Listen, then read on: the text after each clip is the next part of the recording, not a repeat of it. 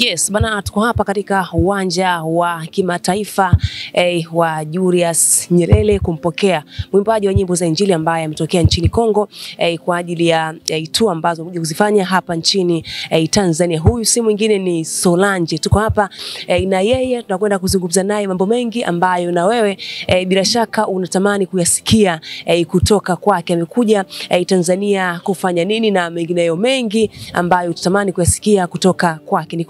Endelea kubaki nasi mwanzo mpaka mwisho. Bwana Yesu asifiwe. Asifiwe sana. Hongera na pole kwa safari pia. Asante.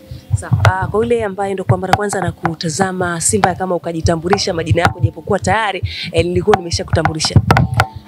Ndio, asante. Kwa jina naitwa na jina Dada Solange Faida.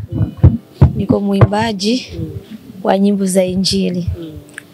Na natokea Kongo. Ndio. Sawa. Kwa yule ambaye anajiuliza ujio kutoka Kongo mpaka nchini Tanzania umetuletea nini na Watanzania watarajie kupokea nini kutoka kwako? Ndio, asante. Nimewaletea kwanza neno la Mungu. Na yale Watanzania wataipewa kutoka kwangu ni neno kupitia wimbo. Kwa sababu sisi waimbaji tunahubiri kupitia wimbo, tunasali pia kupitia wimbo. Ila Watanzania watakapopokea kutoka kwangu ni haya mahubiri tu kupitia wimbo wangu. Ndio. Basi kwa neema tumefika. Safari zilikuwa vigumu kidogo, lakini ashukuriwe Mungu aliyetuwezesha mpaka tunafika hapa. Ndio. Ulikuwa unafanya huduma Kongo na Watanzania wengi tumekufahamu kupitia nyimbo zako ambazo zimekuwa zikibariki watu wengi, na miongoni mwa nyimbo ambazo umezifanya hivi karibuni imekuwa baraka ni hii ambayo umefanya na Martha Mwaipaja. Kwanza wengi tungejiuliza, tulitamani kufahamu kwanza why ulichagua kumshirikisha Martha Mwaipaja ikiwa kuna waimbaji wengine pia wanafanya vizuri?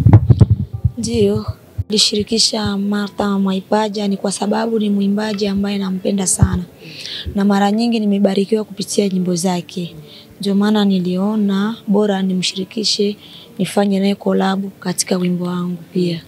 Ndio. Okay, baada ya collab ile umeyaonaje mapokeo ya ulimwengu mzima? Wimbo watu wamepokea vizuri. Hata hiyo wimbo tumefanya collab watu wamepokea vizuri. Kila kitu kinaendelea vizuri. Ndio. Kwa mara ya ngapi naingia Tanzania? Leo ni mara ya kwanza kuingia Tanzania. Ndio. Hali yao umeionaje? Mazingira zimetulia, kila kitu kiko poa.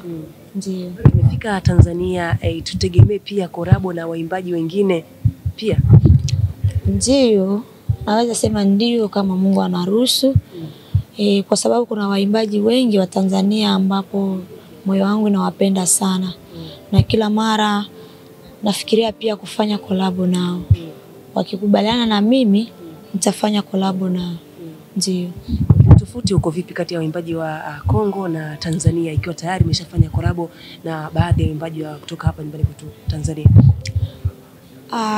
Sioni kabisa kama kuna tofauti, lakini mimi tu binafsi moyo wangu inapenda sana waimbaji wa Tanzania. Ndio. Moyo wangu tu inapenda waimbaji wa Tanzania sana. Ndio. Na kwa vile ambavyo wewe umeona utofauti uko vipi pia katika kuandaa matamasha nyumbani lakini pia hapa Tanzania?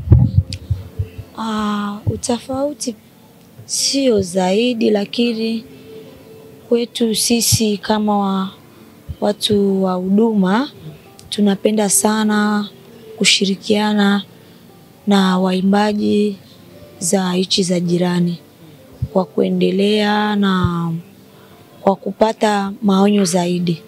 Ndio.